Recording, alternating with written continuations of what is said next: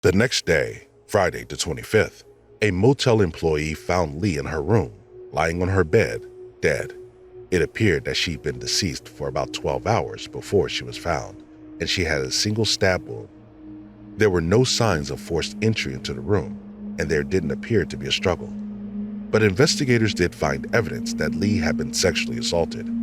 One of the detectives on the case told the public that some items had been stolen from Lee's motel room, such as her purse and jewelry, but he informed that police did not believe robbery was the motive. Since the motel was located right off two large interstates, and around 12 hours had passed since the crime had occurred, investigators realized that the perpetrator could be anywhere by now. Police's first suspect was Lee's husband, Jerry, because of his criminal record.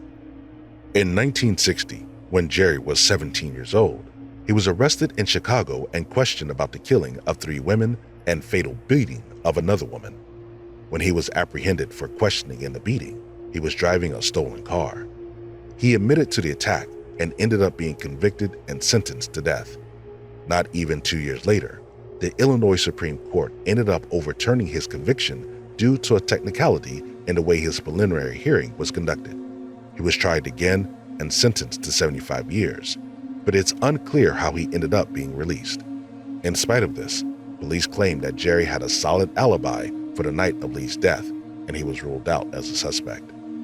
The hospital that Lee had just begun work at and the Best Western where she was both staying, both donated $1,000 for a reward for anyone who could give information that would lead to her killer, but the case went cold.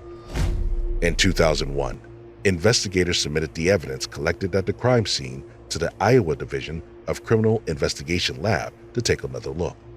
They identified a male DNA profile, but it didn't match anyone in any databases. Over the next few years, they would continue to test this DNA against the samples in databases, but no matches were made. In 2018, Council Bluffs police submitted the DNA to Parabon, figuring that the only way they could solve the case after so many years would be through genetic genealogy. By early 2021, they had made a match to the DNA. It belonged to Thomas Freeman. Lab then analyzed a sample from DNA from Freeman's daughter to confirm this, and they found that there was a parent-child relationship between the DNA from the crime scene and the DNA from Freeman's daughter. In the February of 2022, the Council Bluffs Police Department announced their findings. Only 4 months after Lee's death, 35-year-old Freeman's body was found in a shallow grave in Illinois. It seemed that he had been there for about 3 months before he was discovered, and he had sustained multiple gunshot wounds. His killer was never identified, but police are reinvestigating it to see if it has any potential connections to Lee's murder.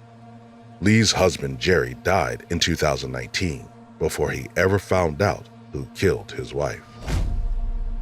Lisa Fracassi.